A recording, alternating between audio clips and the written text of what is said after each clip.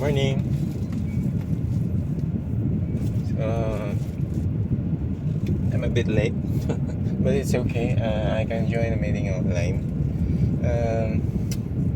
I'm also hungry because I'm in intermittent fasting, so I don't usually eat in the morning, but I eat a lot in the evening. So it's opposite of what others usually know, because they usually don't eat in the evening, then they eat heavy breakfast. But to me, I don't eat breakfast at all. Okay. Today I want to share some things about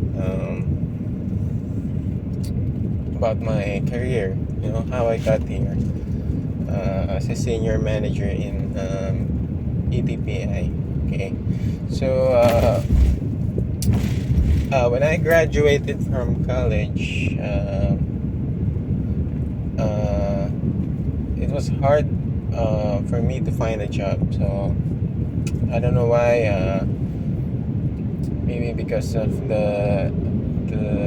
maybe because of the season. You know, it's sometimes there are a lot of jobs available, but sometimes there are really not so much.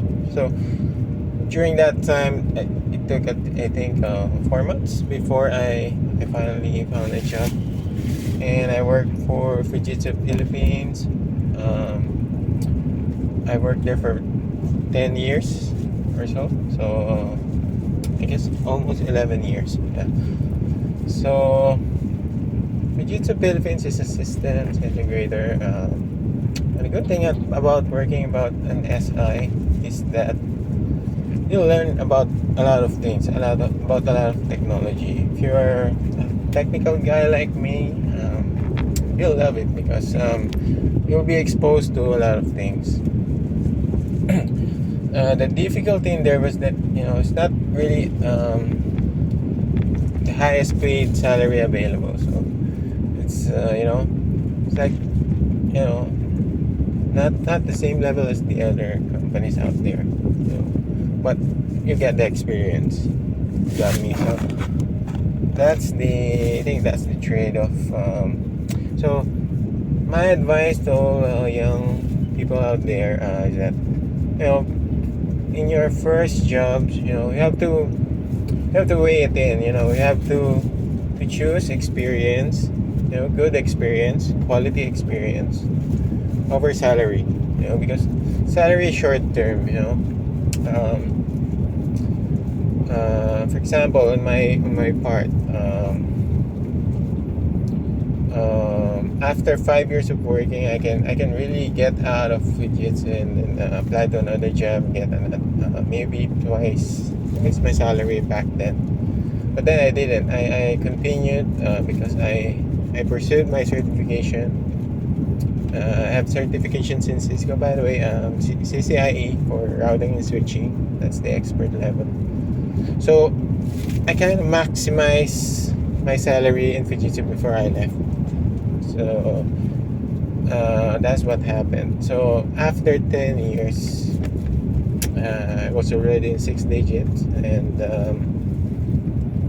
in Philippine peso, by the way, not US. So I maximized my salary in Fujitsu and then left. And then when I moved to another company, I immediately asked for double my salary. So that's how it ended. But the position I got into there was already a managerial position. Because they really can't give you that very high salary, just being a rank and file. So it's a management position. So I managed initially 3, and then became 4 when I recruited one of my friends. So I managed 4 people there. Back then, I don't really. I'm not used to being a supervisor. Supervising people.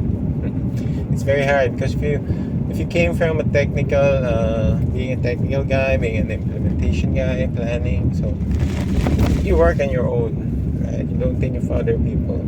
But here, I started to, think about my subordinates. That's when I got experience on managing people. And then afterwards, I worked very shortly in Teletech. They call it T-Tech nowadays. So it's a work from home setup. That's why I love it. But it's a night shift, graveyard in particular. So even before my first year, I quit. So I moved. That's when I moved to ETPI. So in ETPI, I became a senior manager, and I handled initially 4 people, 4 program managers, and then later on they became 6, and then later on I was given opportunity to handle the other team as well. So they became like 14 at some point. So I handled the maximum of 14 people already, and then there were organizational changes. So now I'm managing total of 10 people. Yeah. So that's the summary of my career. Not very fantastic, but there was a point in time when me and my wife deciding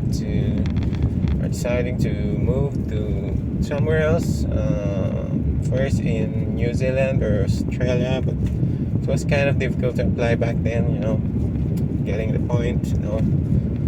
But later she was able to work in Hong Kong, and we tried to migrate there. We planned to, at least, but things got a little, it did not went according to our plan. So and also that's the time when we got married, and she had her first baby in her belly. So really have to go home and can take care of her and the baby, of course.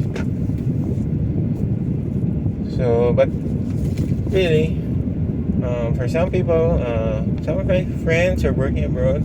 I said, I always tell them, there are always pros and cons in working here in the Philippines and working there abroad. So it's the same. There are pros and cons as well. So it's not really that one is better than the other. That's what I believe. So if you're comfortable working here, then go ahead. If you're comfortable in working in abroad, then go. So that's all for now. I think I need to focus on my driving. Yeah. I'm almost on the highway. See you.